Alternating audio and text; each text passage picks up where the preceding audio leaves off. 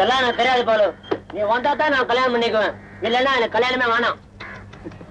நான் கல்யாணத்துக்கு வரேன், ஆனா என்ன பத்தி தான் உனக்கு தெரியும்ல. எந்த காரியத்திலுமே ஏதாவது புதுமை இருந்தாதான் எனக்கு பிடிக்கும். உன் கல்யாணத்துல ஏதாவது புதுமை பண்ணு நான் வரேன். கல்யாணத்துல என்னடா புதுமை செய்யறது? ஏன்டா செய்ய முடியாது சொல்றேனே. இந்த கல்யாணத்துல மந்திரம் சொல்றாங்களே, அதுல எவ்வளவோ அர்த்தம் இருக்கா. அதை புரிஞ்சுக்கிட்டு அதைப்படி வாழ்க்கை அமைச்சுக்கிட்டா ரொம்ப பிரமாதமா இருக்கும்னு சொல்றாங்க. ஆனா ஏதாவது புரியுதோ? ஒண்ணும் புரியல. ஏன்னா வேற மொழியில இருக்கு. அதை அப்படியே தமிழ் படுத்தி குட் ஐடியா தமிழ சொல்லடா. நல்ல யோசனை. நான் அது இப்ப ஏற்பாடு செய்யறேன்டா. அப்ப நான் கல்யாணத்துக்கு வரேன்.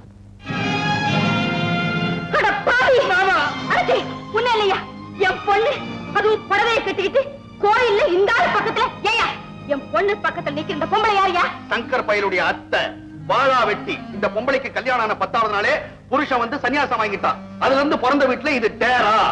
சங்கர் பயலுக்கும் லலிதாவுக்கும் உள்ள உறவுக்கு இந்த டேரா தான் காரணம். சூசகம். லலிதா இந்த பையனை காதலிக்கிறாளா? உனக்கு இப்பதான் தெரியும், எனக்கு 4 மாசமாவே தெரியும். லலிதா நம்ம வீட்டுல இருந்துதான் கார்ல போறாளே தவிர, கொஞ்ச தூரம் போன உடனே அந்த பையனோட பஸ்ல தான் போறான். முதல் நாளே டிரைவர் விஷயத்தை என்கிட்ட சொல்லிட்டான். இது 4 மாசமா உங்களுக்கு தெரிஞ்சு ஏன் என்கிட்ட சொல்லல? சொன்னா உணர்ச்சி வசப்பட்டு காரியத்தை கெடுக்கத்தான் உனக்கு தெரியும். அமைதியா இருந்து ஒரு முடிவு கட்ட உனக்கு பழக்கம் இல்லையே. மீனாட்சி, இந்த காலத்து பசங்க நல்லது செய்யறாங்க, கெடுதலும் செய்யறாங்க. நாம அவசரப்பட்டு ஒரு முடிவுக்கு வரக்கூடாது. லலிதா நம்ம பொண்ணு, அவ கோடீஸ்வரன் வீட்டுல வாழ வேண்டியது. அந்த தடியரோட பழகிறத 4 மாசமா பாத்துட்டு இருக்கேன்னு சொல்றீங்களே, இதுதான் பொறுமையா? இதுதான் ஒரு தகப்பனாரோட கடமையா? பொண்ணுக்கு நல்ல கணவன் தேவைன்னு நான் நினைக்கிறேன், பணமும் டாம்பிகமும் தேவைன்னு நீ நினைக்கிற. இங்கதான் வித்தியாசமே. அது மட்டும் இல்ல, நீ நினைக்கிறது போல பையன் ஒண்ணும் கேவலம் இல்ல. ஏதாவது யோசனை பண்ணிதான் பேசுறீங்களா? அந்த தடிய ஒரு குழந்தைய எடுத்துக்கிட்டு லலிதா வண்டியில ஏறினது எல்லாம் ஒரு திட்டம். அவன் போட்ட வேஷத்துல லலிதா மயங்கிட்டா. லலிதாவை அவனுக்கு கல்யாணம் செஞ்சு கொடுக்க ஒரு நாளைக்கு நான் சம்மதிக்க மாட்டேன். மீனாட்சி, அவங்க காதல் தீவிரமானது, அதை பிரிக்கிறது நல்லது. ஞாபகம் வச்சுக்க, காதல தோல்வியற்ற எத்தனையோ பெண்கள் தற்கொலை செய்துக்கிறாங்க. இன்னும் பல பெண்கள் காதலனுக்காக பிறந்த விட்டு விட்டு ஓடி போய் பெற்றோர்களுக்கு தீராத அவமானத்தையும் துன்பத்தையும் உண்டு பண்றாங்க. அப்படின்னா லலிதாவை அவனுக்கு கல்யாணம் செஞ்சு கொடுக்கறத தவிர வேற வழியே இல்லையா? வழியே இல்லையா? வழியே இல்லையா?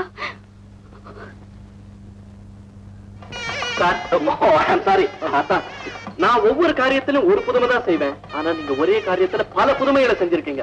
வரதட்சணை வேணான்ட்டீங்க, பரிசுகள் கூடாதுன்ட்டீங்க. எங்க ராமு கல்யாணத்துக்காக நாங்க ஏற்பாடு செஞ்சிருந்த தமிழ் மந்திரத்தை உங்க கல்யாணத்திலே அரங்கேற்ற சம்மதிச்சீங்க.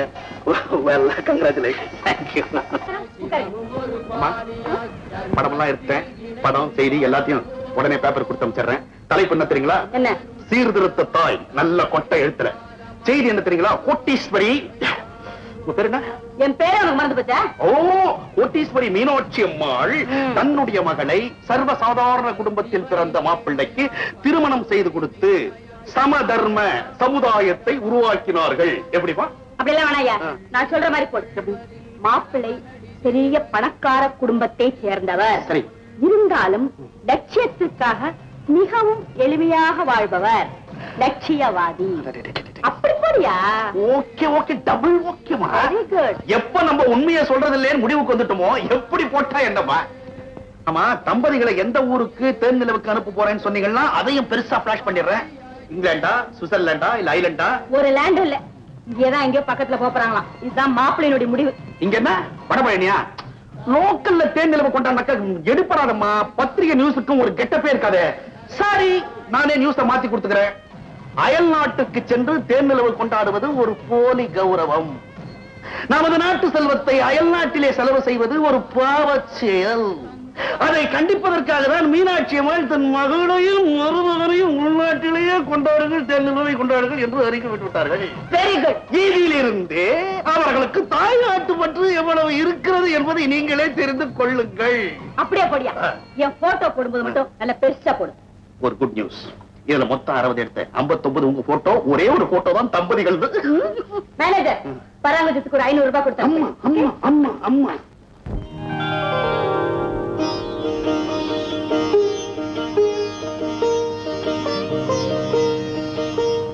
லலிதா, உங்க மாமியார் சங்கரனை என்கிட்ட ஒப்படைக்கும் போது கூடவே இந்த பொட்டியையும் கொடுத்தாங்க. இந்தாமா. வரப்போற மருமகளுக்கு கடைசி நேரத்துல எங்க அண்ணி எழுதின கடிதம் படிமா.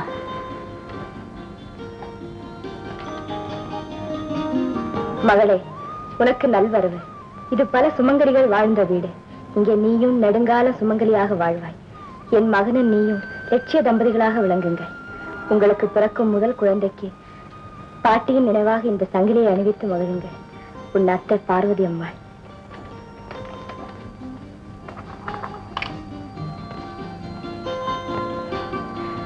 இறக்கும் தருவாயில கூட வரப்போற மருமகளுக்கு வாழ்த்து. பிறக்க போகும் சந்ததிகள் மேல சிந்தனை. அதுதாம்மா குடும்ப பெண்களுடைய அழகு. தனக்காக வாழ்றது மிருக வாழ்க்கை, குடும்பத்துக்காக வாழ்றதுதான் மனித வாழ்க்கை. சரி சரி, ட்ரெயினுக்கு நேரம் ஆயிடுச்சு, புறப்படுங்க. அம்மா, நீங்களும் எங்க கூட வாங்க. நல்ல பொண்ணும்மா நீ. நீங்க கோயிலுக்கு போறதுன்னா நான் கூட வரலாம். நீங்க போறது தேன் நிலவுக்கு. சந்தோஷமா போயிட்டு வாங்க. சங்கரா, லலிதாவை நல்லா கவனிச்சுக்கப்பா.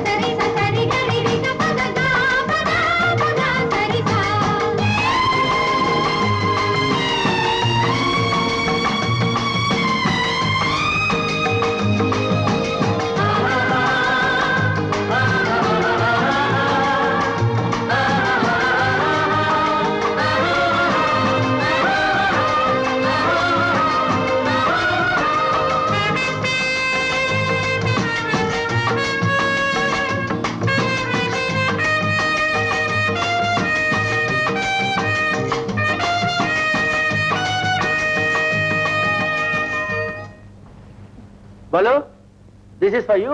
Oh, fantastic, beautiful. எனக்கு வாசிக்க தான் தெரியாது. இது உனக்கு. ஓ, பியூட்டிஃபுல். எனக்கு பிடிச்சிருக்கு. அம்மா, இது உனக்கு. ஹலோ லலிதா. ஹலோ சங்கர். அப்பா, அக்காவும் அத்தானும் நம்ம எல்லாருக்கும் பிரசன்ஸ் வாங்கிட்டு வந்திருக்காங்க. அப்படியா? எனக்கு என்ன பெருசு? டன்ஹில் பைப், ஜாலி குட். என் ஹேபிட் தெரியுதா வாங்கிட்டு வந்திருக்கீங்க. Thank you thank you. பிரசன்டேஷன் வாங்கவும் கூடாது, கொடுக்கவும் கூடாதுன்னு அன்னைக்கு மாப்பிள்ள சொன்னாரு. இப்ப அவர் மட்டும் வாங்கி வந்திருக்காரு. இது என்ன நியாயம்? மீனாட்சி, சம்பந்தம் இல்லாதவங்க ஒருத்தருக்கு கொடுக்க கூடாதுன்னு தான் அவங்க சொன்னாங்க. குடும்பத்துக்குள்ளேயே கொடுக்க கூடாதுன்னு அவங்க சொல்லலையே. மாப்பிள்ளைக்கு நல்லா வக்காலத்து வாங்குறீங்க. நியாயம்னா ஊருக்கு ஒண்ணு நமக்கு ஒண்ணா? அப்படியே பரிசு வாங்குறதா இருந்தாலும் அவங்க தகுதிக்கும் வரவுக்கும் தகுந்த மாதிரி வாங்க வேண்டாம்? அவங்க சம்பளம் சாப்பாட்டுக்கே பத்தாதே. மாப்பிள்ள, முள்ளுல ரோஜா பூ இருக்குன்னு சந்தோஷப்படுறவன் தான். ஆனா ரோஜா பூல முள்ளு இருக்கேன்னு வருத்தப்படுறவங்க உங்க மாமியார். இத நீங்க சீரியஸா எடுத்துக்காதீங்க. B free, enjoy your self. Okay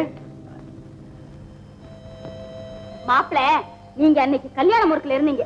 என்னால உங்களோட சரியா பேச முடியல. இப்ப சொல்றேன், லலிதா மாளிகையில வாழ்ந்தவ. அவளால அந்த சாதாரண வீட்டுல எல்லாம் இருக்க முடியாது. நீங்களும் இன்னும் எத்தனை நாளைக்கு தான் அந்த சந்திலையும் முந்தில இருக்க போறீங்க? பேசாம இங்க வந்து எங்களோட வசதியா இருந்துருங்க. இங்க சௌகரியங்கள் இருக்கலாம், மரியாதை. ஐயோ அத்தா, நீங்க அப்படி சொல்லக்கூடாது. நீங்களும் இங்க வந்துட்டீங்கன்னா எல்லாரும் ஒன்னா சந்தோஷமா இருக்கலாம். எனக்கு பாடத்துல ஏதாவது சந்தேகம் ஏற்பட்டா கூட நான் உங்களே கேட்டுக்கலாம் இல்லையா? அதுக்கு மாப்பிள்ளை தேவையில்லை, டியூஷன் மாஸ்டர் போதும். அத்தா ரொம்ப கோமா இருக்கார் போல் இருக்காமா. தவிர அவர் எனக்கு ப்ரொஃபசர் வேற. அவர் கோபத்துக்கு நான் ஆளாக முடியாது. நானும் போறேன். மாப்பிள்ள, நாளைக்கு 2 குழந்தைக்கு தகப்பன் ஆகும்போது கையில 2 காசு வேண்டாம்?